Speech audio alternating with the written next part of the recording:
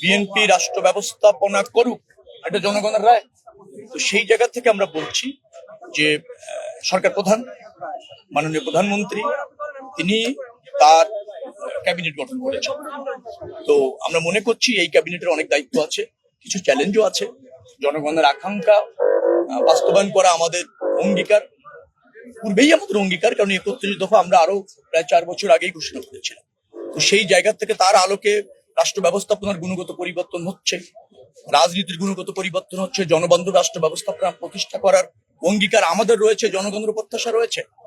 সেই লক্ষ্যেই এই মন্ত্রিসভাটি করা হয়েছে। আমাদের মতো অনেক তরুণ এখানে স্থান পেয়েছে, সরকার প্রধান আস্থা রেখেছে, জনগণ তো পূর্বেই আস্থা রেখেছে নির্বাচনের মাধ্যমে। তো সেই প্রত্যাশা পূরণে আমরা সফল হব, ব্যর্থ হওয়ার কোনো সুযোগ নেই। শুধুমাত্র একটু ধৈর্য ধরতে হবে।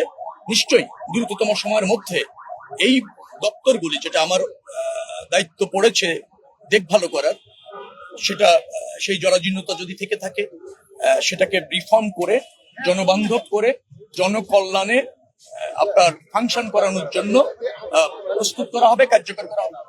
দুর্নীতির বিরুদ্ধে আপনাদের এটা কি হবে? কোনোভাবে দুর্নীতি সহ্য করা হবে না। এটা হচ্ছে সরকার প্রধানের অঙ্গীকার, আমাদের অঙ্গীকার। দুর্নীতি আছে পর্যায়ক্রমে, যেখানে যেখানে দুর্নীতি যেভাবে আছে সেটা পর্যায়ক্রমে চিহ্নিত করে সেই পথরুদ্ধ করা হবে।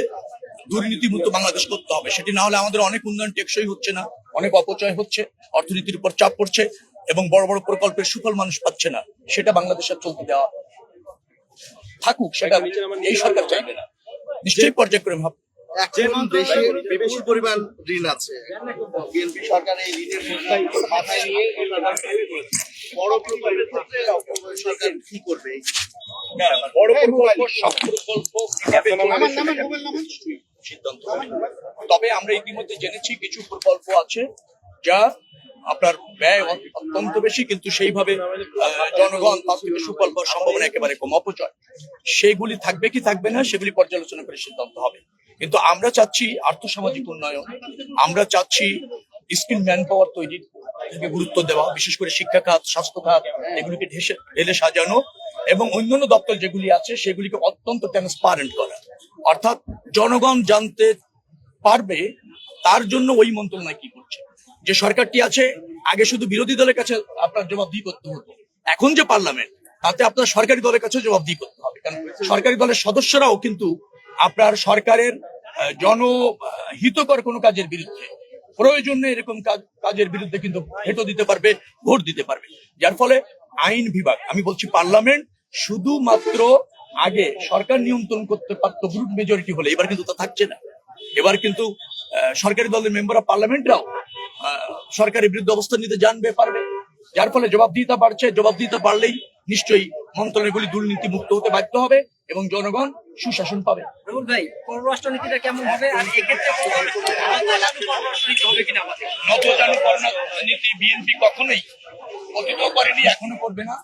পররাষ্ট্রনীতি হবে রাষ্ট্রের স্বার্থে, জনগণের স্বার্থে, কোনো বিশেষ গোষ্ঠীর কাছে আত্মসমর্পণ নয়, অথবা কোনো বিশেষ গোষ্ঠীর সাথে বিশেষ সখ্যতা নয়। সখ্যতা এবং সম্প্রীতি সেখানেই হবে যেখানে বাংলাদেশের স্বার্থ প্রাধান্য পাবে, দেশের মানুষের স্বার্থ এবং বাংলাদেশের স্বার্থ যেখানে রক্ষিত হবে, সেভাবেই পররাষ্ট্রনীতি।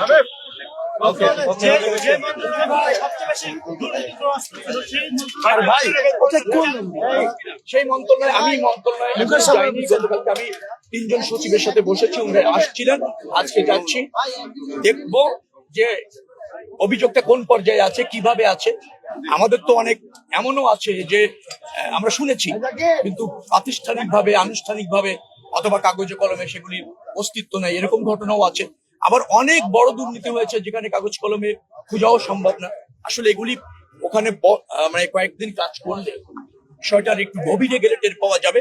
যে সমস্ত অভিযোগ আছে তদন্ত করে দেখা হবে এবং তার সত্যতা পাওয়া গেলে নিশ্চয়ই তা বন্ধ করা হবে এবং যারা জড়িত তাদের বিরুদ্ধে ব্যবস্থা নেওয়া হবে।